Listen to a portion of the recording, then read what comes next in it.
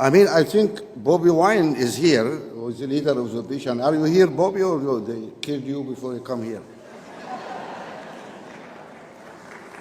He's here, yeah. An icon of democracy and peaceful political transition in Africa. He's the man who put the $5 million reward to presidents who retire without extending or disturbing elections. With those who accept and say, now my years are over, I have gone.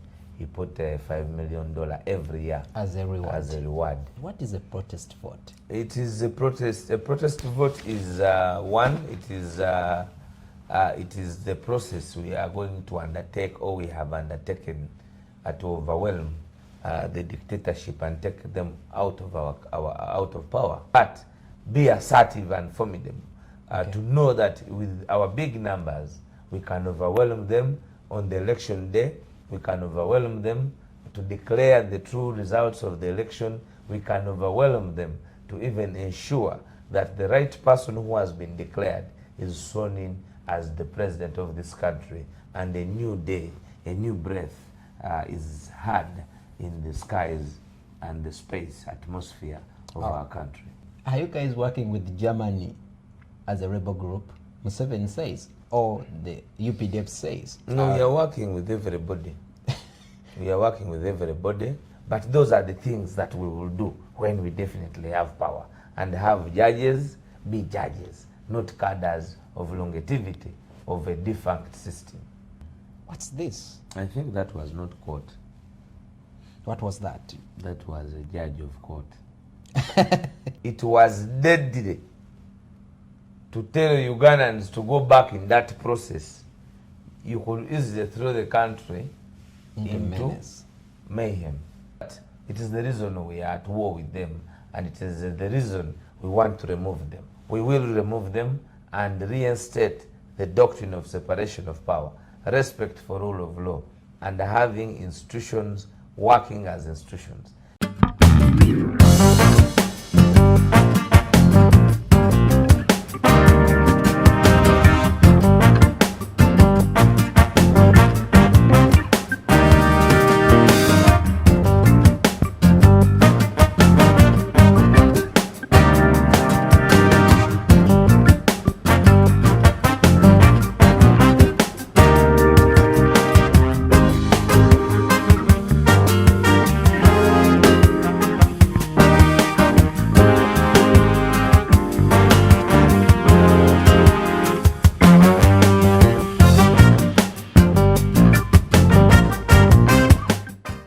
The Verdict.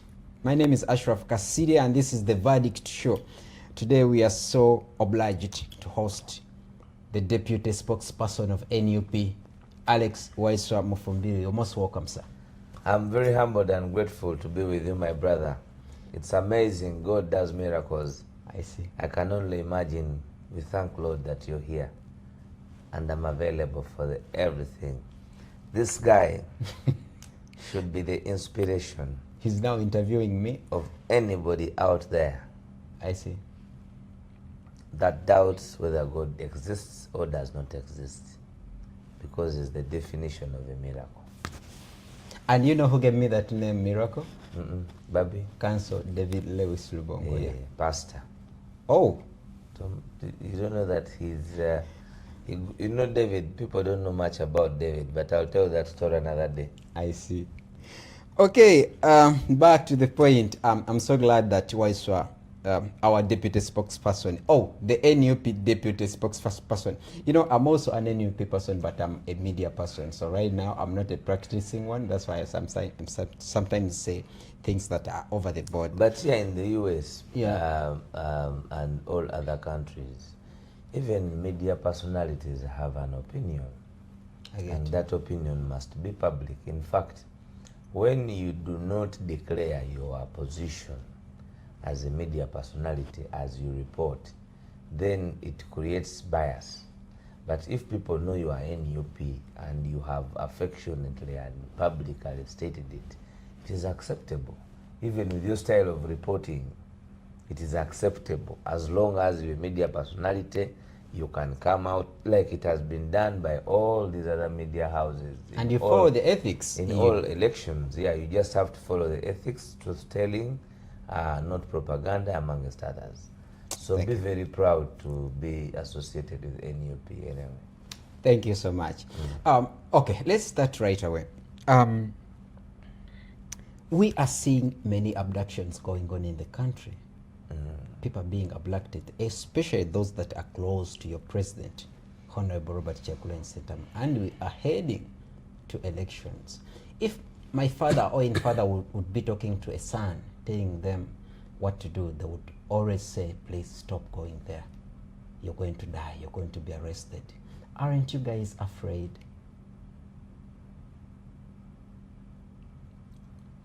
You see, we are not afraid. We are not afraid because we are revolutionaries. Revolutionaries don't get afraid. But we are human beings who have souls,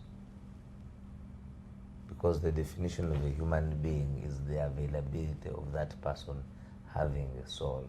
It is the soul of a person that ignites emotions, that ignites empathy, that ignites what is defined as a being in a human person. So as a revolutionary, we know that it is a tool to instill fear. And fear speaks to the soul of a human being, not afraid. So we know that all this is being done to instill fear. But a liberation of a country is a calling that those who are always genuinely on the front line are covered by the ancestral nomenclature of their motherland. Therefore, in most cases, it is beyond them because it is a calling. Oh. And you will always not understand how big the strides you have taken. So you mean that the calling you have, you and all other leaders and all the foot soldiers, is even beyond you, your own understanding? Yeah, of course. Then why would I go to something that has people dying? Why would I be involved where comrades are being abducted? Why would those who have been abducted relent? Because Machete would be out of prison today. Yeah. Kalanzi Yasin would be out of prison today. They refuse to succumb against the calling. What about those who succumb to the calling? I hope you're speaking about those who Accept. not Okay. accept, but are blackmailed to. Our levels of exposure are different. That is number one, and even the levels of calling are different. That is why you will find one is a pastor, one is a bishop, one is a reverend, one, because it is at the levels that God gives people opportunity to serve, for as long as they are pure and have clarity in whatever they believe in. So it is not an extent. And then also, every precedent that happens is very important, because there are cases that are isolated where people come out and they remain steadfast. There are those who decide to do other things differently and then still are fruitful. We cannot fail to commend Comrade Olivia Altaya. She is phenomenal in the struggle liberation at the forefront. She's everywhere. I always call her the Rosa Parks of Uganda. Yeah, she's truly an iron lady. Wow.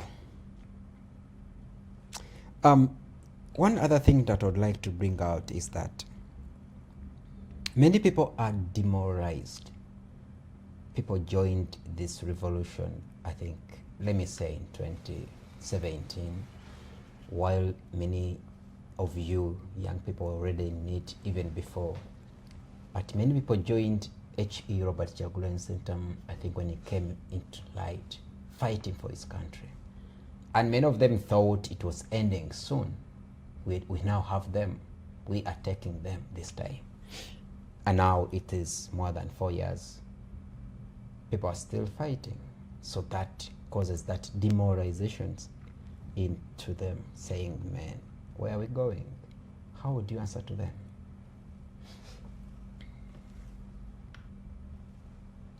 It is true. That we have people not demoralized, but fatigued by the elongation of the fight. But you see, we have no other reason. We cannot turn back. As one of the many at the front line, but a voice of them, I want to tell you that everybody wants this whole thing to end. We have no lives. People will not realize that because they define life differently.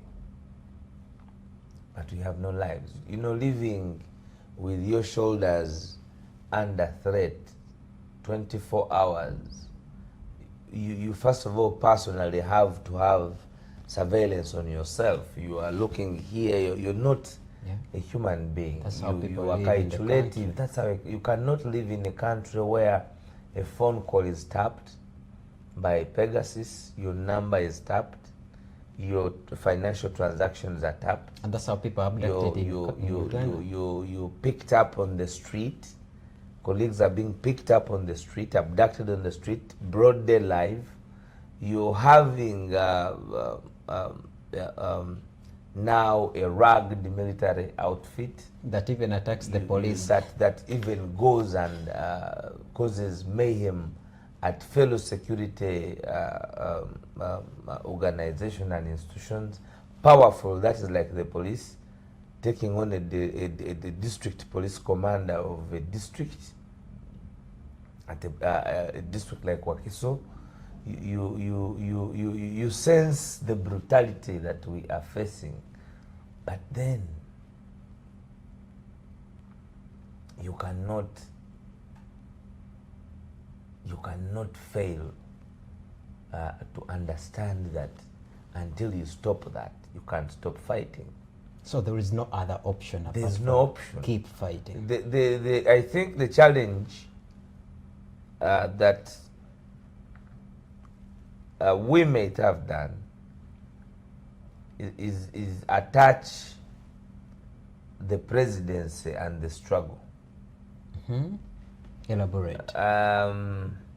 The timeline of the presidency, like an election, is 5 years. But we want Museveni gone yesterday. So whenever people get into another tricycle of an election, they get fatigued because it causes another process that they think has been overpowered by that they think has been overwhelmed by the system, and therefore they see it as another day to elongate other 5 years. They feel it is another opportunity for these people to stamp their dictatorship for another 5 years. But then it is a constitutional process, and we must overwhelm the thief. That is the definition of this election. Oh. And yes, they are fatigued because everybody would want our country to be liberated yesterday. I mean, everything is haywire. You don't know what is happening in the security forces. You don't know who is in charge of what. The impunity, the corruption is at its highest, never than ever before. Even within the first family, they agree that the corruption that is happening in the country is like never before. It is with impunity. It is unprecedented. our employment levels at over unemployment levels at over 80% of the 75% population of the young people. There is increased nepotism. Yeah. Of course, if you go to the health sector itself is on its deathbed in intensive care unit. Many people say it's in the grave already. Absolutely, it is dead. It is dead. It is dead. Absolutely, very highly expensive, but even in fact, it's what we call medical tourism. You have a lot of would-be hospitals, but very expensive, and not even giving the acute and accurate medical diagnosis to the challenges of our people.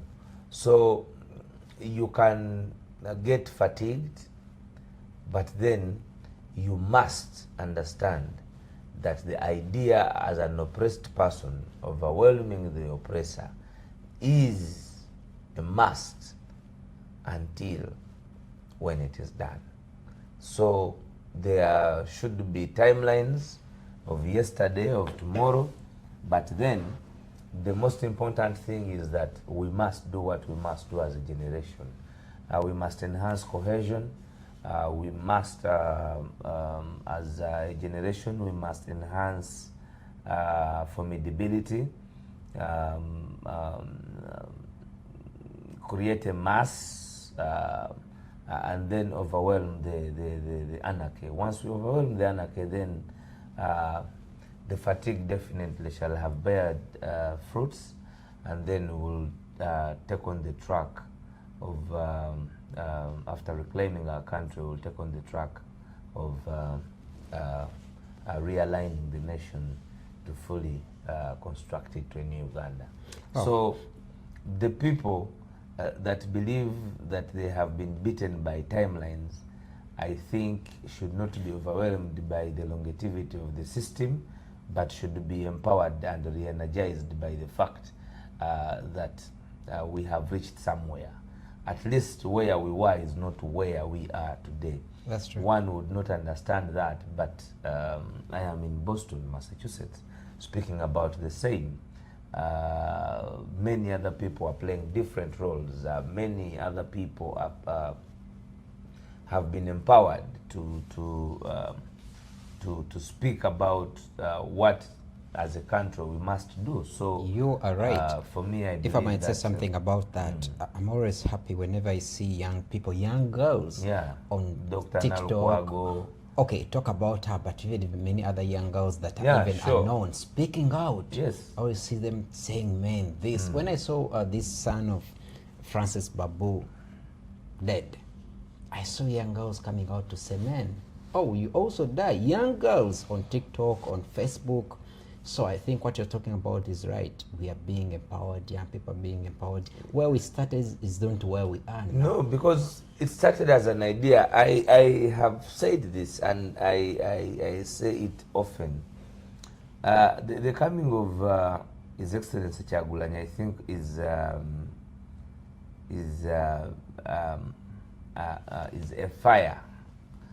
Is the fire of magnetism to aligning Ugandans to understand, and the young people, that it is it is in their hands, that destiny must be determined, not for them, but by them. It has been a wrong analogy for a very long time, that the young people and their destiny should be determined by the outdated. And now you vividly see that the young people are up in arms to ascertain their existentiality on what future they want to behold. And it is factual that where we were is not where we are now. People are more alive. They are more alive to the facts. Okay, The Verdict is the show we are on, and we are so happy to be hosting Counsel Alex Waiswa Mufumbiro. We are coming back shortly after some adverts.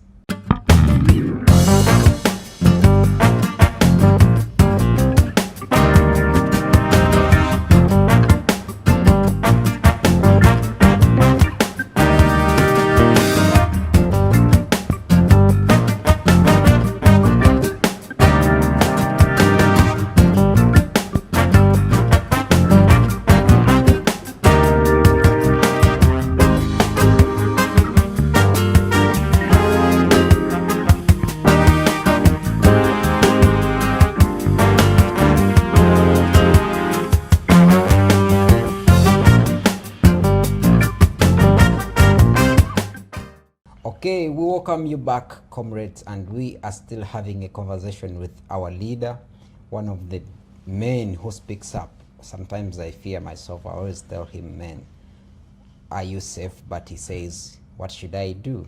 That's what he says, because we only have one option to make our country a better one for everyone. Let's now go to this part where we are seeing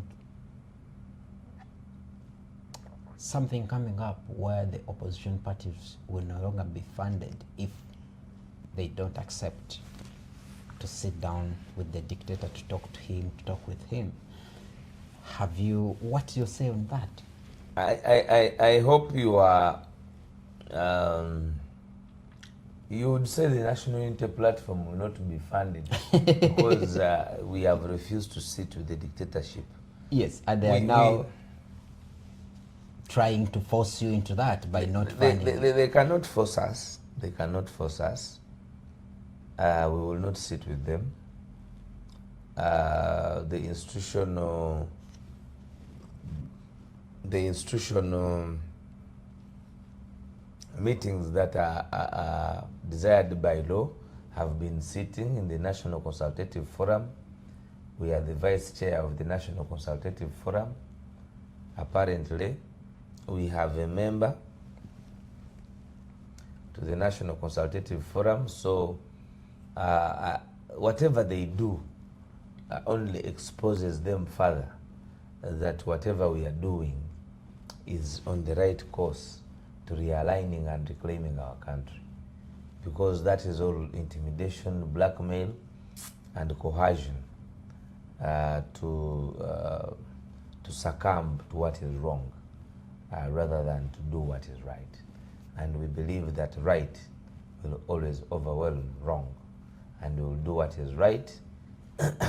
Why would you sit with somebody who has abducted one of your colleagues in a narcissistic way, like they did with Edi Mutwe, Noah Mutwe, Gaddafi, Wakabi Smart, Machete, Kalanzi, amongst others? What more would make it desirous for you to sit on the same platform with the person who facilitated the murder of Return of Kenya, Dan Cheyune, Sweet Pepsi, Ziggy Wine, Mutiabule, Frank Senteza, a person who facilitated your attack in Masaka on the 31st of on the 27th of December. This criminality is not something we can fathom with. Definitely, Kasile, I should tell you that that is what drives us, and we cannot begin to give marks in such a process of liberating our country, but rather put things in prayer and remember those that have played their part to the way, because it is always a process. So I can tell you that we hold press conferences when drones are surrounded our political party with people covered in masks, with all types of guns, with all types of impunity. And you say that our style is, we have been declared as a political party as a militia. Now, I don't know why they would declare us a militia.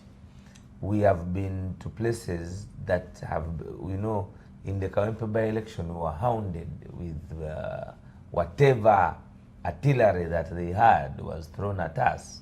But then the people stood steadfast, remained calm, but were very assertive, and they delivered the election in a very magnificent style and way.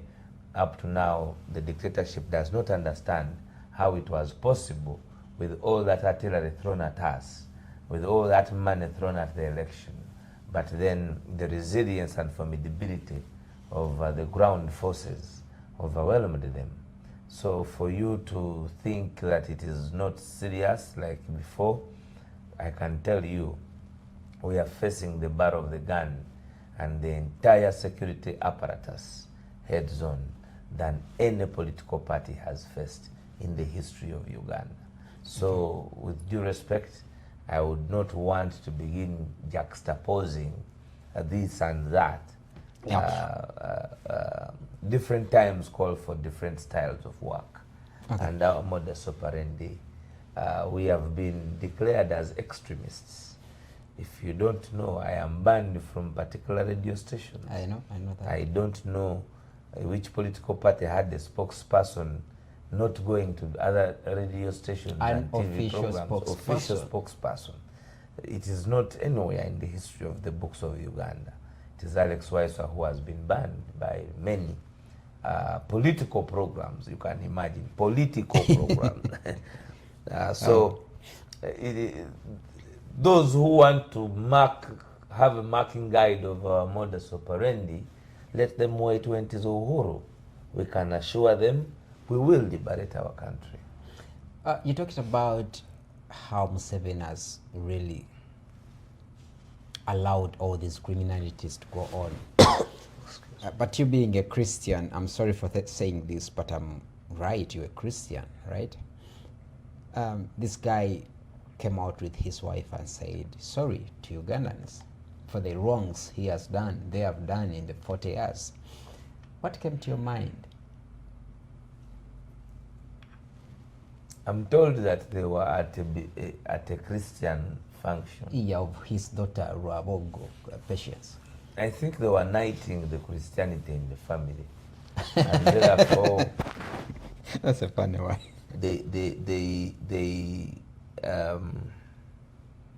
They had to condescend with certain principles that are enshrined in the prayer of Rizarius for one to be forgiven. It was simply rhetoric, because their actus reus speaks otherwise.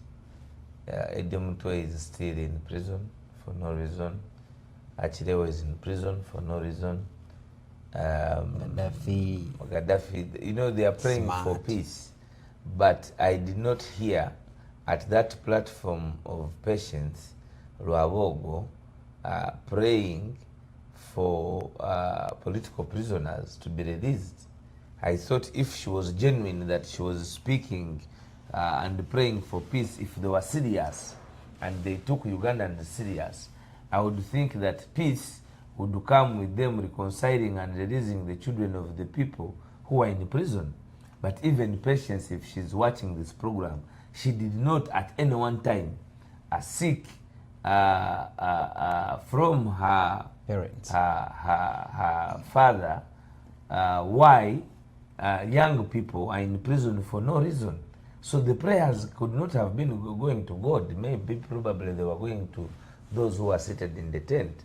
Because the reason they think that we should seek prayers and God's intervention for everybody to reconcile, they are not doing what is supposed to be done. They are still playing around the mindset of Ugandans. Because if she was truly different from these who are orchestrating criminality and brutality on the citizenry, then she would have boldly spoken what the Bible asks her to do, to speak the truth to power. So I think it was rhetoric. The reasons that people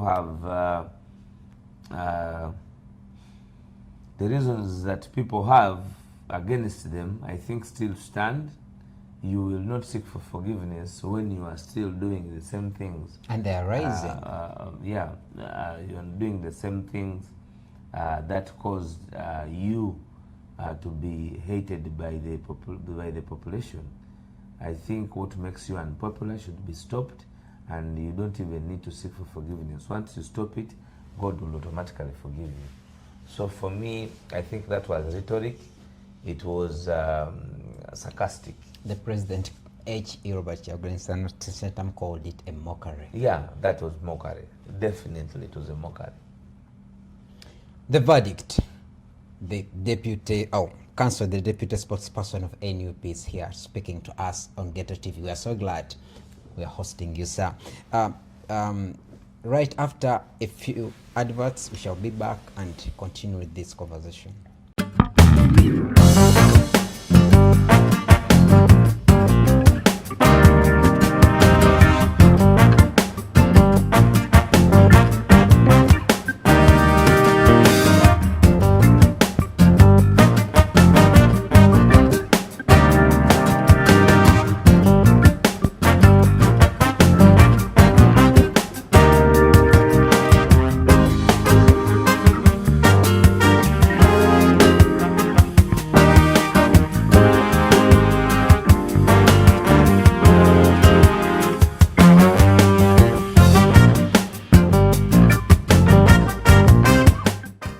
Okay, comrades, we'll be back. We are still having a conversation with the deputy spokesperson of NUP, the National Unity Platform, Alex Waiswa Mufumbiro. He is a lawyer.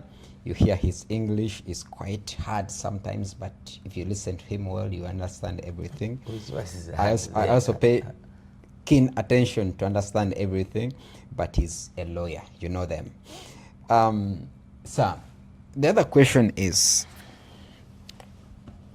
NUP came up with a new constitution a few years ago, months ago, and this constitution was never confirmed, whatever word can be used, by the Electoral Commission, and you're still using the old constitution in doing your work. What is your say on this? The party did its part. The leadership did its part. The constitution was submitted, but there is a group of those who hover over the operations and workings of NUP. They used underhand methods and went to court, facilitated a few buffoons to go to court.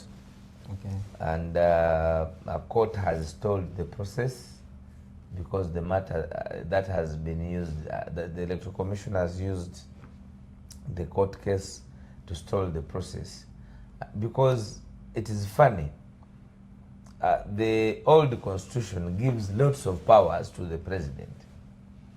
And it was in the wisdom of the party and even the president that we created the evolution of power in the party.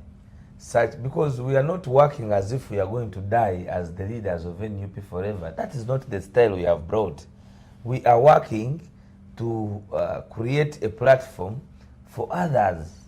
That is why in our party new party constitution, we speak about term limits. Even for us as leaders, the Secretary General will not be Secretary General for 10 years, over 10 years, 2 terms. The president will not be president for over 2 terms. The deputy spokesperson will not occupy office for over 2 terms, because it is a fact that if you want, you cannot give what you don't have. And in our constitution, we assert that we are non-violent. In that new constitution. Yeah. Now, I wonder why anybody should fight to stop that constitution constitution to be gazetted. It has even been approved, but not gazetted. Oh, yeah. Now, we are still operating clandestinely in this functional existent constitution, but would have urgently and urgently needed to operate in our new constitution, because it gives more mandate to different institutions that have been created in the modern times. Because this current operating constitution is one of our ancestors at the times of the formation of the party, and yet a lot has since moved. We would believe that it would be important that we inculcate the other style of watertight management of political institutions for its longevity and future existentiality of other people. So we are extremely surprised that one would even stop such a working document, because, Yeah, a because constitution is supposed to be a working document. But we have work in progress. and what I'm seeing, based on your explanation, is that NUP being leaning on the people with the slogan of people power our power, I see that you came up with a constitution that gives more power to the people, which is good. But now, like you said, you wonder. No, there is, you know, with NUP and our president, they fear even the opponents fear even the air, they fear everything. Whatever we bring out, they think is a tool that will inculcate and empower our people into finally holding of the gun probably and taking them out of power. So out of that fear, they will stop anything, even when they don't read through it. Wow. They will smell it and say, no, no, even when it is something, they will fear anything. And that takes me to the question that says, what is a protest vote? Because among the things they fear is the word protest vote. What is a protest vote? It is a protest. A protest vote is it is the process we are going to undertake, or we have undertaken, to overwhelm the dictatorship and take them out of out of power.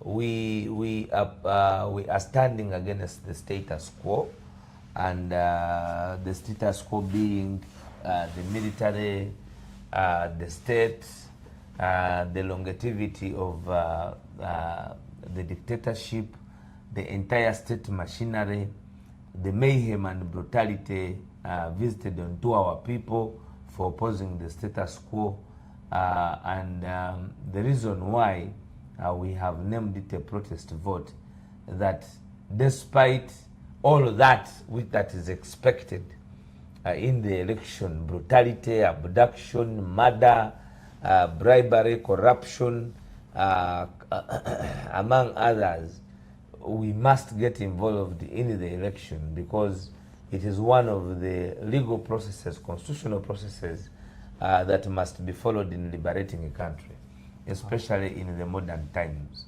So as Democrats, as believers in the power of the people as enshrined in the Constitution, we believe that we can mobilize, organize the people, one, to get involved in the electoral process, to teach about the electoral process, civic training, to mobilize themselves in chains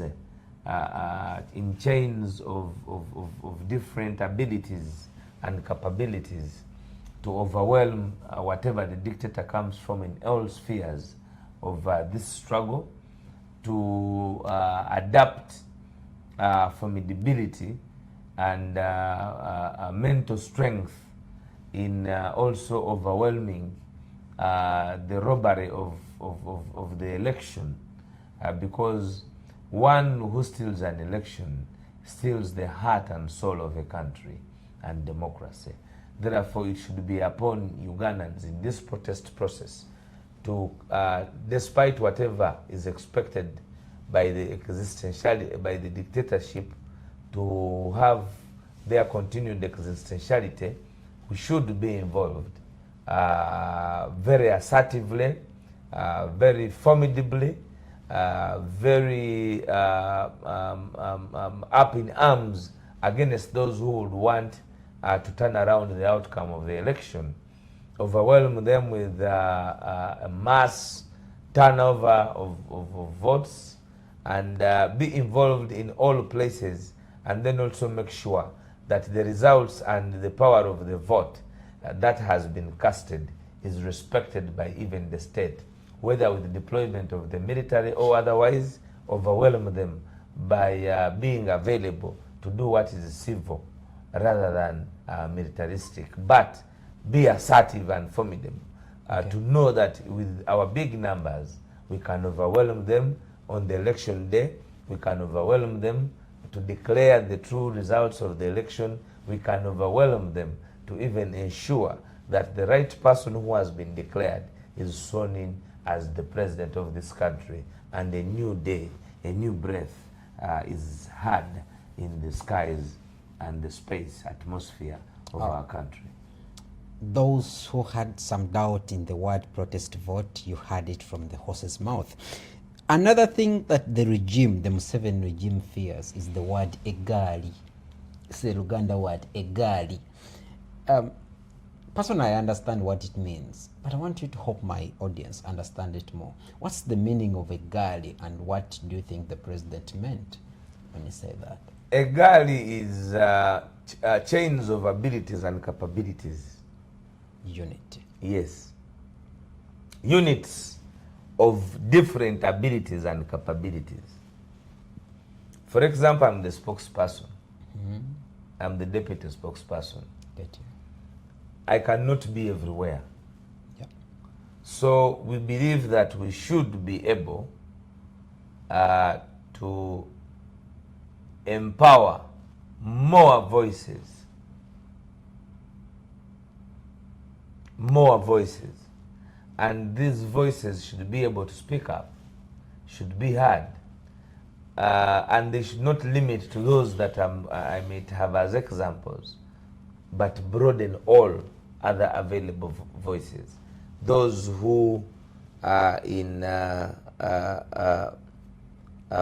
media can have their chains of abilities as media personalities of enhancing and moving forward the message of liberation.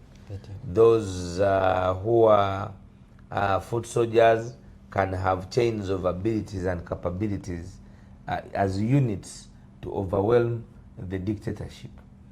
Those who are lawyers can have their different, because even the lawyers, you have constitutional lawyers, you have criminal lawyers, you have civil lawyers of civil litigation. So you need, we are talking about the enhancement of creation of units encircled with abilities, command and control. Because every revolution must have the discipline of command and control.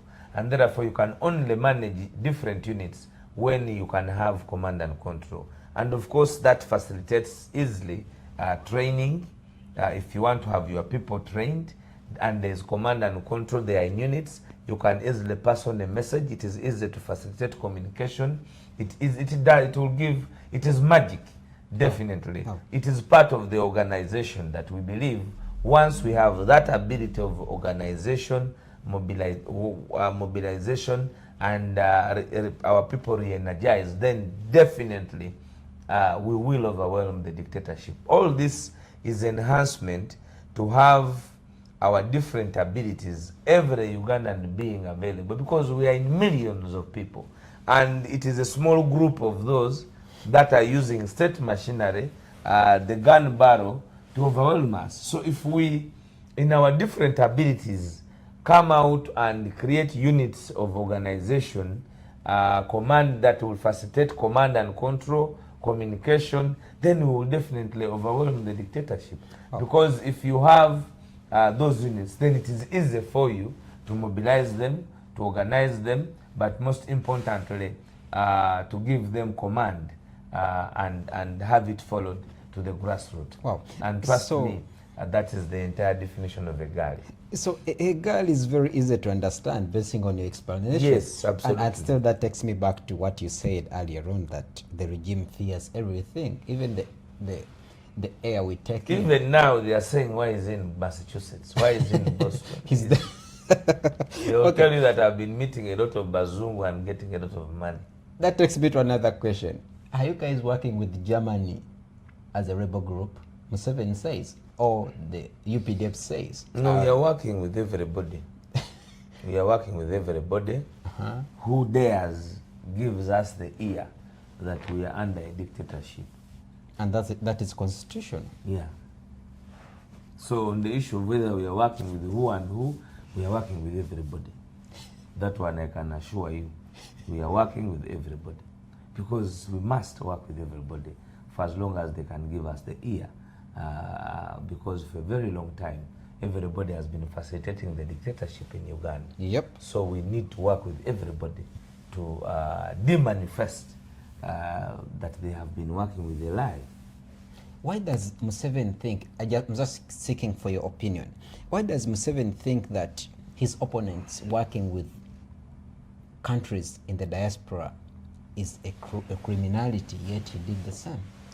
Because he knows that never than ever before, his foreign policy is at its weakest. I think for the first time, they will say we are bragging, the National Unity Platform and our generational vision leader, Kyagulanyi Robert Sentamu, has exceedingly performed well on the foreign policy of the oppressed people. Many ties have been cut off from Uganda that used to facilitate their dictatorship. Thanks and kudos to the many demonstrations that have happened all over the world in terms of calling out the international community to stop facilitating the dictatorship back home. I think that has been extremely bravado on the part of our president. He has also used his stardom and iconic character to move the message all over the world. Yesterday, I was caught off guard when I had in Marrakesh, Morocco, when I had Mo Ibrahim himself, an icon of democracy and peaceful political transition in Africa. He's the man who put the $5 million reward to presidents who retire without extending or disturbing elections. With those who accept and say, now my years are over, I have gone. He put $5 million every year as a reward. Very few presidents. He hobnobs nearly with all presidents in Africa and the world. He has attended different platforms, including those at the UN. So a very respectable character like Mo Ibrahim coming out to understand that Kyagulanyi Robert Sentamu Bobi Wine is the people's president, and also understand that he faces the utmost brutality. In fact, in his word about Bobi Wine, he was wondering whether actually he had made it or he had been killed by the system. So it is true that we are working with all those who care to listen that in Uganda it is a military dictatorship. Among many other places, Tanzania. And I asked President Samia, please be a little bit more gentle with your opposition. It's not nice what is happening to some of the opposition figures here. We say to President Museveni, please rein in your son.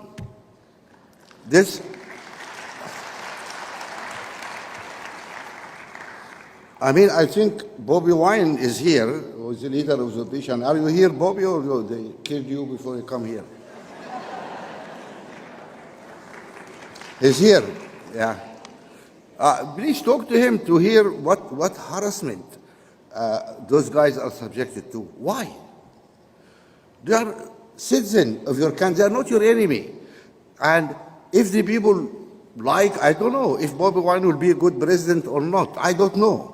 But if the people of Uganda liked him, and so be it. Okay, what's the big deal? We really need to look at ourselves first. We are very quick to complain about imperialism and colonialism and the other guys and what they're doing for us and what you... Okay, all that's fine. But please look into a mirror and say, is that nice what you see, guys? It's not nice, I'm telling you.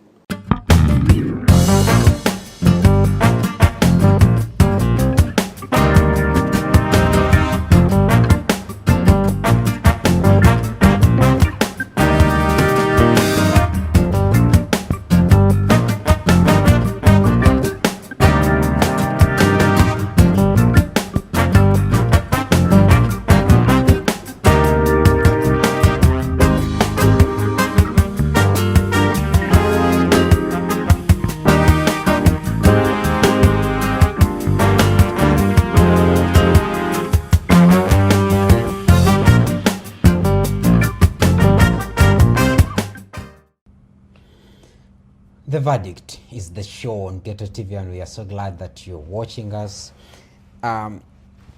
We are hosting one of the greatest people, the leaders in NUP, called Waiswa Mufumbiro Greatest. Council. You are one of the greatest.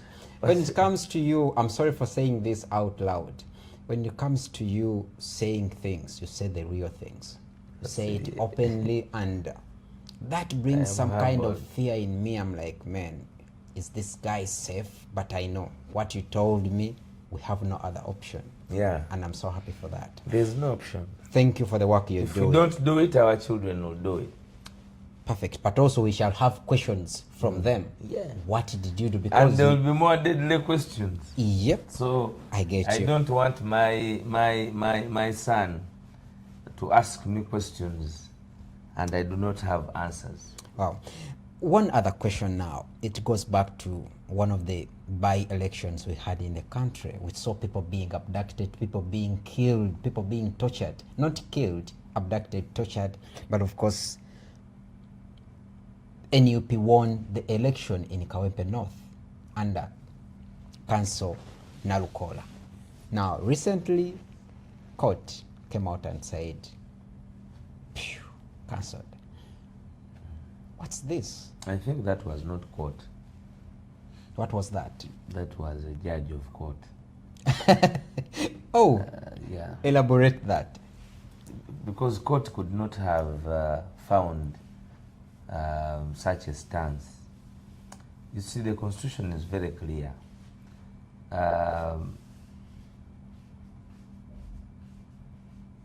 First of all, a by-election now in Kawempe is impossible.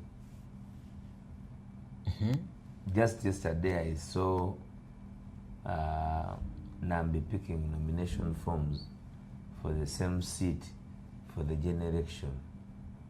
That means we are destined for the general election.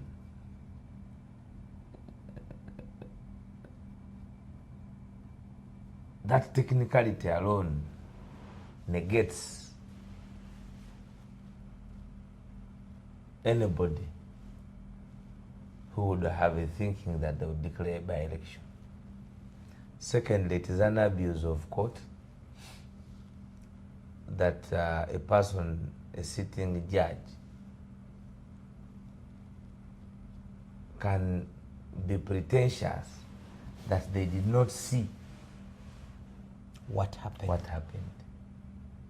They don't live in hell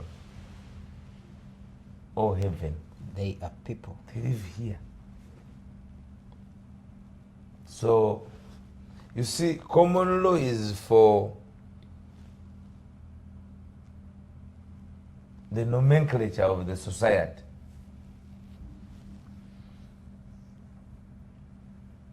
And that is why it is common law.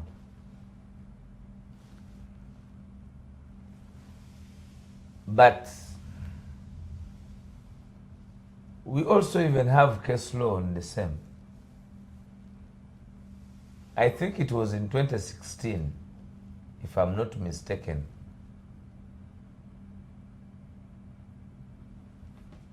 It was in 2011 that court found that the election had been rigged, but it was deadly to tell Ugandans to go back in that process.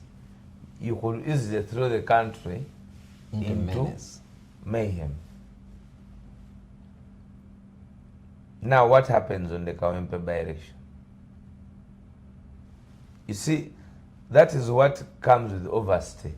Even things you have benefited from, you will forget them when you want to overwhelm them.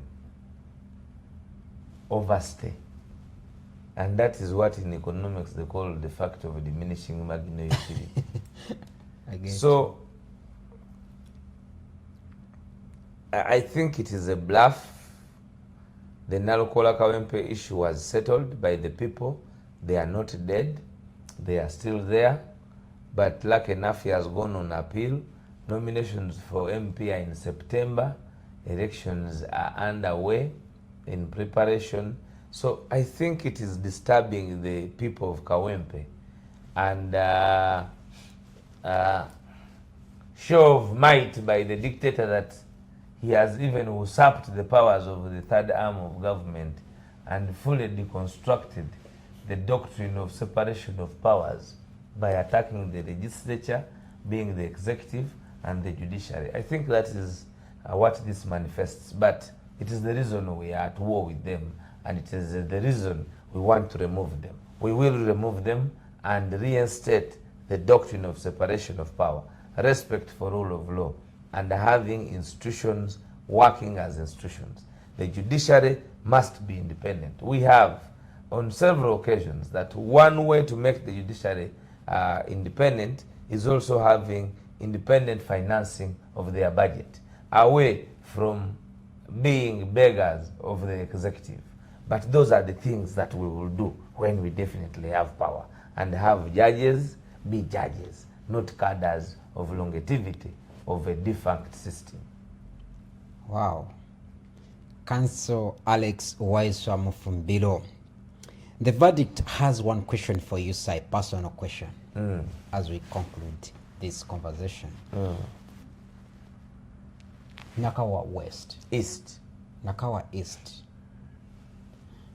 Sorry for that. In 2021, you were in Ginger, that side, protesting. This time we are seeing you in Nakawa East. Why? Why Nakawa East? One time, I am a national leader, and I operate from the capital city. That is where I live. I am needed, now I'm in Boston.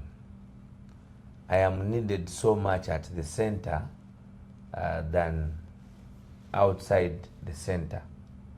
So to easily interact, mobilize, organize, command and control, it can only be done where I am. And I am a resident of Mutungo. So in that train, the Constitution gives me the liberty to stand from where I am. And I know more people in the city than I know people back home. Now that's being factual.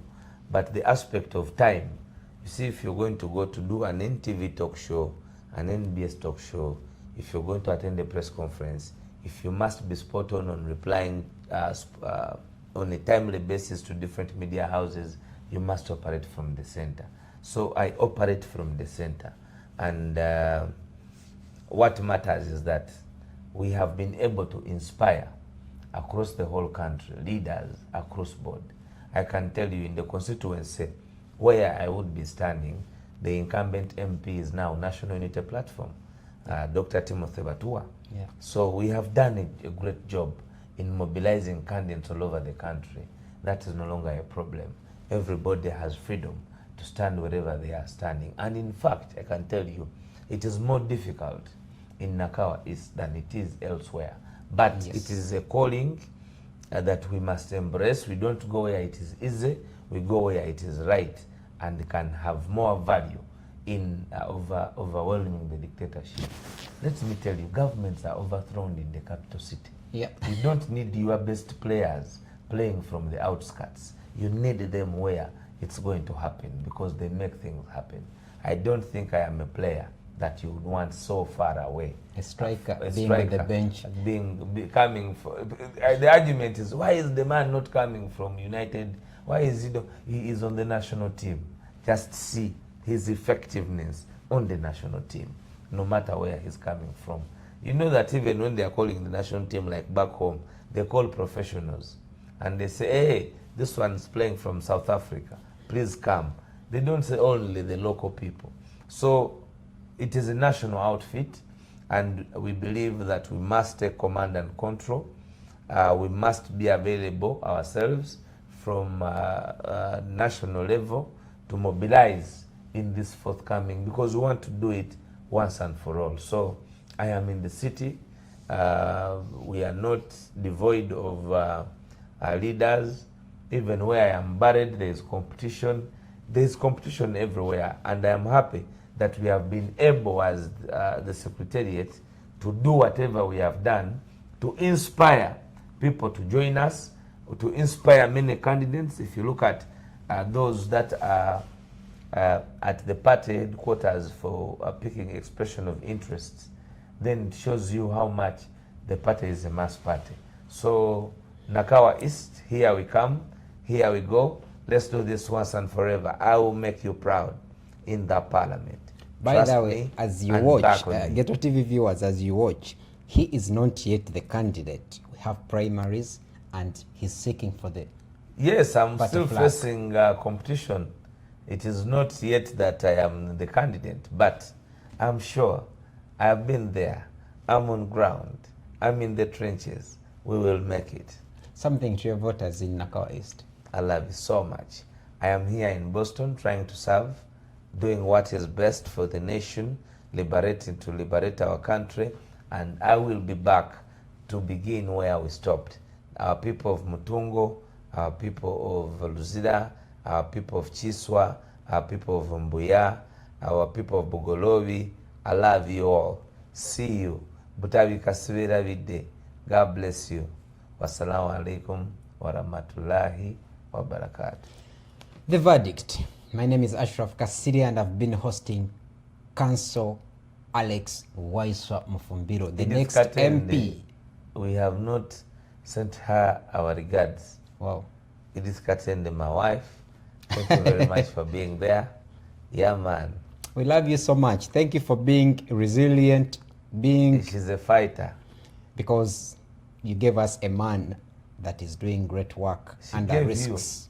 Yeah, to some It is extent. Katende. To some Give extent. them.